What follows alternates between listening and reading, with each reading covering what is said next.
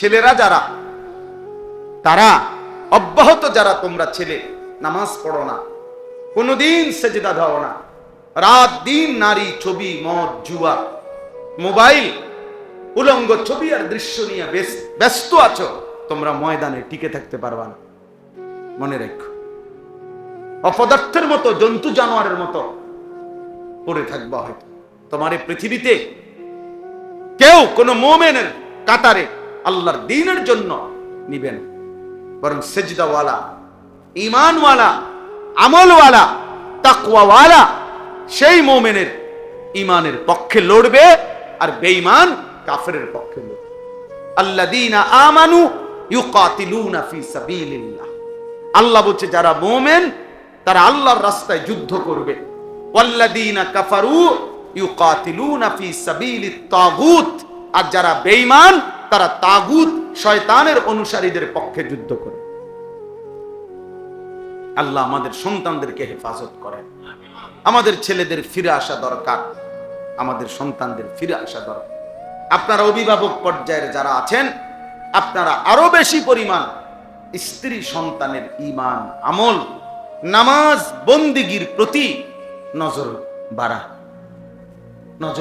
ফিকির করেন।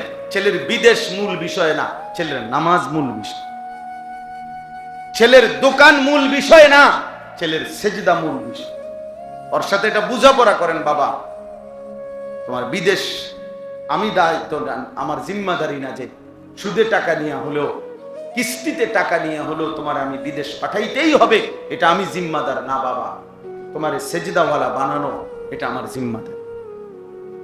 তোমার নামাজ, তোমার বন্দেগীর খেয়াল রাখা, বিল্ডিং করে দেওয়া দায়িত্ব না, সেজদাওয়ালা নামাজের ফিকির করা এটা দায়িত্ব।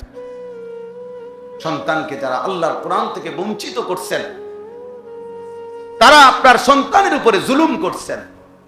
মাদ্রাসায় পড়ান নাই, দ্বীন শিখান নাই, আল্লাহর কোরআন থেকে বঞ্চিত করেছেন। যারা মুসলমান হয়েও আল্লাহর কসম আপনি জুলুম করছেন, আপনি জালেম। হাসরের ময়দানে জালেম হিসাবে আপনাকে আল্লাহর সামনে জবাবদিহি করতে হবে। আমি বলে দিলাম, মনে রাখি, মুসলমানের সন্তান আপনার সন্তান, মুসলিম, আপনি তাকে আল্লাহর কোরআন পড়া থেকে বঞ্চিত করলেন কেন? হ্যাঁ, আপনি মুসলমান, আপনার সন্তান মুসলমান, অথচ আল্লাহর কোরআনের একটা লাইন, একটা পৃষ্ঠাও দেখে দেখে পড়তে পারে না। ঘটনাটা কি? আপনি কি জাতের মুসলমান? আপনার জিফুত কি জাতের মুসলমান? হ্যাঁ, নিজেই কি হইলেন আর সন্তানদের কি বানায়? কারণটা কি? আল্লাহর কোরআনকে প্রত্যাখ্যান করলেন কেন? বাংলা বইকে এত বুঝলেন, অঙ্ক বইকে এত বুঝলেন, হ্যাঁ, ইংরেজি বই এতটা বুঝলেন, একটা রিক্সাওয়ালা, ঠেলাওয়ালা, কুলিওয়ালা, দিন মজুর, আপনিও বুঝেন যে বাংলা দরকার, অঙ্ক দরকার, ইংরেজি দরকার। আপনি এটা কেন বুঝলেন না? তার চাইতে কোটি গুণ বেশি আল্লাহর কোরআন দরকার। কি দরকার না? কথা বলেন না, দরকার না? কিন্তু সেটা থেকে বঞ্চিত করলেন কেন? দিন থেকে বঞ্চিত করলেন কেন? নামাজ থেকে বঞ্চিত করলেন কেন? কোরআনুল কারীমের মধ্যে আছে, আল্লাহ তাআলা বলছেন, ওয়া'মুর আহলাকা বিস-সালাহ, আপনি আপনার পরিবারের সদস্যদেরকে নামাজের আদেশ করুন। কোরআনুল কারীমে আল্লাহ তাআলা বলছে, উতলু মা উহিয়া ইলাইকা মিনাল কিতাব, হে নবী, আপনার উপরে আমি যে কোরআন নাযিল করেছি আপনি তা আমার বান্দাদের সামনে শুনান, পড়েন, তেলাওয়াত করেন। তো নবী সাল্লাল্লাহু আলাইহি সাল্লাম উম্মতকে কোরআন শিখাইছেন, সেজদা শিখাইছেন, আখিরাত শিখাইছেন। তা আপনি সেই নবীর উম্মত হয়ে আপনার সন্তান, আপনার পরিবার পরিজনকে আখিরাত শিখাবেন, সেজদা শিখাবেন, কোরআন শিখাবেন। সেটাই তো নবীজির সাথে আপনার সম্পর্ক, সেটাই তো রাসূলুল্লাহ সাল্লাল্লাহু আলাইহি সাল্লামের অনুসরণ। আপনি দাবি করেন নবীজির উম্মত, দাবি করেন নবীজিকে ভালোবাসেন, অথচ স্ত্রী, সন্তান, কারো ঈমান, আমল, ইবাদত, নামাজ, বন্দিগি কিচ্ছুর কোনো পরোয়া নাই। শুধু টাকা, শুধু বাড়ি, শুধু ঘর, শুধু বিল্ডিং, শুধু বিদেশ, শুধু দালান, শুধু আরো কিস্তি, আরো লোন, আরো টাকা। এই ছিল মুসলমানের দায়িত্ব? আল্লাহ আমাদেরকে বুঝার তৌফিক দান করে। এই জন্য চারিদিকে মাদ্রাসা, চারিদিকে মাদ্রাসা। এই জামানায় কমপক্ষে মুসলমানরা কোনো জবাবদিহি করতে পারবে না হাসরের ময়দানে। একটা সময় ছিল হয়তো 50 মাইলের ব্যবধানে, 100 মাইল দূরে হয়তো মাদ্রাসা ছিল। আমাদের পরিচিত একজন মনোহরগঞ্জের আলেম, উনি বলছেন সকালবেলা প্রত্যেক দিন 17 কিলোমিটার পায়ে হাইটা, 17 কিলো পায়ে হাইটা মাদ্রাসা যাইতেন। আবার ছুটি হইলে বিকাল বেলা 17 কিলোমিটার পায়ে হাইটা বাড়িতে আসতেন। এক জামানা এমন ছিল। এখন 17 কিলোমিটার দূরে যাইতে হবে? কথা বলেন না কেন? তাইলে কিসের কারণে ছেলেটাকে দিন শিখাইতে পারলেন না? কিসের কারণে আমনের সূরা কেরাত অশুদ্ধ রয়ে গেল? চাচা, আপনাদের যাদের সূরা কেরাত দোয়া কালাম অশুদ্ধ, তাদের তো নামাজও অশুদ্ধ। যার কোরআন শরীফ তেলাওয়াত শুদ্ধ নাই, তার নামাজ কোনোদিনও হয় না। কোন নামাজ, কাবা শরীফের সাদেও যদি নামাজ পড়ে, একেবারে কাবা ঘরের ভিতরেও যদি নামাজ পড়ে, তার নামাজ হবে না, হবে না, হবে না, হবে না, হবে না। আমি বলুন, এবার জোয়ান হন আর বুড়া হন, 90 বছর হোক আর 900 বছর হোক আপনার বয়স, আপনাকে আপনার সূরা কেরাত শুদ্ধ করতে হবে। পুরা কোরআন শুদ্ধ না, ঠিক আছে, আপনি যেদুর সূরা কেরাত নামাজ পড়তে লাগে এদুর ঠিক করবেন, এদুর ঠিক করবেন। যদি বলেন সম্ভব না, না, অসম্ভব কোন বিষয়ে আল্লাহ আদেশ করতে পারে না। আল্লাহ বলছে শুদ্ধ করো, অথচ আমনে কোন অসম্ভব, তাহলে তো এটা আল্লাহর উপরে এই অপবাদ দিলেন যে আল্লাহ আমাকে অসম্ভব বিষয়ের জন্য কি করছে, বাধ্য করছে, আর আল্লাহ এমনটা করতে পারে না। তাহলে বোঝা গেল সম্ভব। সম্ভব কি না বলেন? সম্ভব। আপনি কি কারণে আপনার চোখের সামনে মাদ্রাসা, এখানে মাদ্রাসা, ওইখানে মাদ্রাসা, চারিদিকে মাদ্রাসা, চারিদিকে আলেম আছে, চারিদিকে হুজুর আছে, চারিদিকে হাফেজ সাহেব আছে, মসজিদের ইমাম আছে, মসজিদের মুয়াজ্জিন আছে, চতুর্দিকে মাদ্রাসার নুরানির শিক্ষক আছে, হেফজখানার উস্তাদ আছে, এতগুলো আল্লাহর বান্দা থাকতে আপনি আল্লাহর কোরআন অশুদ্ধ নিয়ে, কোরআন অশুদ্ধ নিয়ে কবরে কেমনে গেলেন? আপনার শরম লাগে না? আপনি কেমনে দাঁড়াবেন? হ্যাঁ, এই জন্য দয়া করে দিন শিখেন, নামাজকে ঠিক করেন। ছোটবেলায় পড়ছেন মক্তবে, হ্যাঁ ভালো কথা, জীবন চলার পথে ভুল হইতে পারে, ভুল হইতে পারে, আবার শুধরাইলে কোনো সমস্যা। আমি এই গত বছর রাত্রে 1:30 বাজে আমার খুলনার হযরত, বাংলাদেশের বড় বুজুর্গ, অনেক বড় একজন আল্লাহওয়ালা, আমার অন্যতম একজন মুরব্বী আরিফ বিল্লাহ হযরত মাওলানা মুফতি নুরুল আমিন সাহেব, রাত 1:30 বাজে হযরত আমার বাসায় মেহমান হিসাবে ছিলেন। আমি রাত্রে 1:30-2টার দিকে একাকী হযরতকে বললাম, হযরত আমি নামাজের রুকু সেজদা দেই, আপনি আমার একটু ঠিক করে দেন, দেখেন কোনো ত্রুটি আছে কিনা আমার নামাজে। হযরত পুরা নামাজ দেখে রুকুর সময় বলছে যে রুকুর এই হাত যে সোজা ধরে এভাবে, এটা একটু বাঁকা হয়ে যায়, এটা সোজা করেন, তাহলে এটা আমি ঠিক করছি।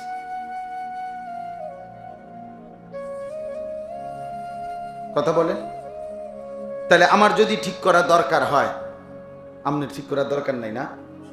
আপনার কোনো ভুল নাই, তাহলে এটা উচিত ছিল না? একজন আলেমকে দেখানো যে হুজুর আমার ওযুটা হয়নি, কুদ্দুস সানসে, আমার রুকুটা হয়নি, আমার সেজদাটা হয়নি, হতে পারে সামান্য একটু বেখেয়ালির কারণে আমি হয়তো অজান্তে আমার সবটা নামাজ কি হয়ে গেছে, বাদ হয়ে গেছে।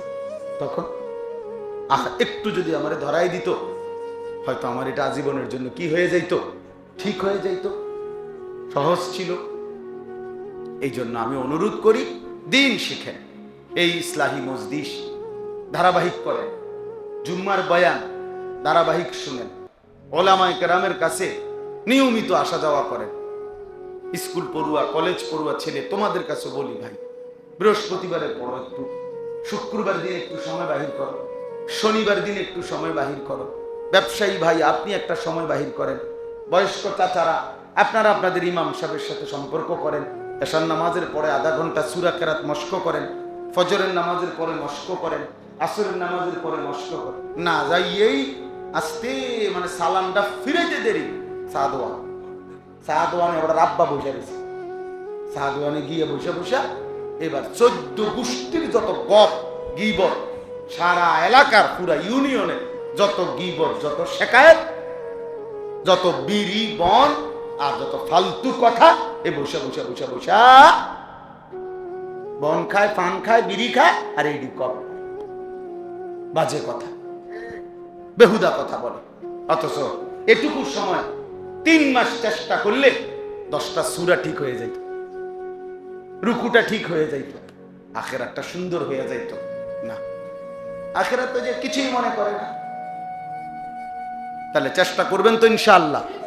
আমি অনুরোধ করি আমার এই মাওলানা আশরাফ, আপনাদের এই সিংহারি খোলা যেই মাদ্রাসায় নতুন করে তাকে আমি পাঠাইছি, আজকেও আমি মাদ্রাসায় এসে বসছি, মাদ্রাসায় বলছি, মাদ্রাসার ছাত্র সংখ্যা, শিক্ষক সবকিছু আমি শুনছি। এখন আমি বলছি আগামী সামনে কোন ওস্তাদ মাদ্রাসার নতুন করে আমারে না জিজ্ঞাসা করে নিবা না ইনশাআল্লাহ। আর বলছি যে আমি আরো যা বলা দরকার বলবো ইনশাআল্লাহ, কিন্তু সে একজন উপযুক্ত আলেম, আমি নিজে তাকে দিছি, আমার ঘনিষ্ঠ শাগরিদ।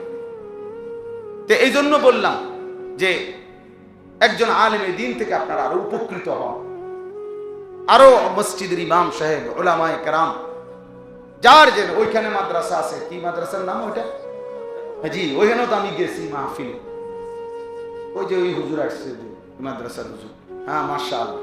তো ওই মাদ্রাসা আছে, ওইখানে ভালো ভালো আলেম আছে, আপনি যান ওনার কাছে, 2টা সূরা ঠিকেন। হ্যাঁ না, হেতর্গো মাদ্রাসা, আমি কীর্তন দেখেন, আরে বাপরে হেতর্গো মাদ্রাসা, অমুকের মাদ্রাসা, আমগো কিতা, আমনের কিতা মানে মাদ্রাসা কারো আব্বার, কথা বলেন না কেন? মাদ্রাসা আল্লাহর জন্য, কেউ করতে পারে, কিন্তু তার মানে এটা উনি কিনা লইছে, এটা ওনার পকেটের জিনিস, তো আল্লাহর জন্য। আল্লাহ আমাদেরকে তৌফিক দান করে, আপনাদের ছেলেদেরকে, আপনাদের সন্তানদেরকে এই সিংহারি খোলা মাদ্রাসায় আবার ভর্তি করা, নতুন করে আরেকবার ভাবেন, আরেকবার ফিকির করেন, নিজেদের সন্তানকে বঞ্চিত করবেন না। আল্লাহ আমাদেরকে তৌফিক দান করে। সর্বশেষ কথা হলো, এই আয়াত থেকে শুধু একটা কথা শুনাইতে চাই, তাইলেই আমার কথা শেষ। এখানে কোরবানি আমরা সবাই বুঝি, আলহামদুলিল্লাহ আমরা কোরবানি করেও থাকি, হজ আমরা করি, নামাজ, রোজা, যাকাত আলহামদুলিল্লাহ কম বেশি আমরা যেটুকু ইবাদত পালন করি। একটা কথা শুধু বলতে চাই, সেটা হলো এখানে একটা কথা আছে, ইন্নামা ইয়াতাকাব্বালুল্লাহু মিনাল মুত্তাকিন, এই কথাটাই বলতে চাই।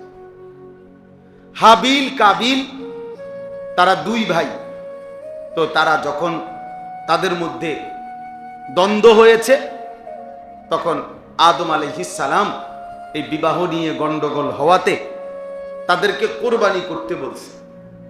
তো হাবিল একটা দুম্বা কোরবানি করছে, কোরবানি মানে আল্লাহর জন্য পেশ করছে, একবারে এখনকার মতো এই নিয়ম মাফিক জবাই করতে হবে এটা ছিল না, বিনা প্রিয় কোনো বস্তু নির্দিষ্ট কোনো জায়গায় রেখে আসা, এটাই ছিল কোরবানি। বুঝছেন না কথাটা? যার কাছে যেটা প্রিয় উত্তম, তো হাবিলের কাছে সবচেয়ে উত্তম প্রিয় বস্তু ছিল তার একটা দুম্বা, সে দিছে। কাবিলের কাছে কিছু কৃষিজাত গম, শস্য, গাছ, ধান এরকম, এগুলো সে একসাথ করে এগুলো রাইখে আসছে।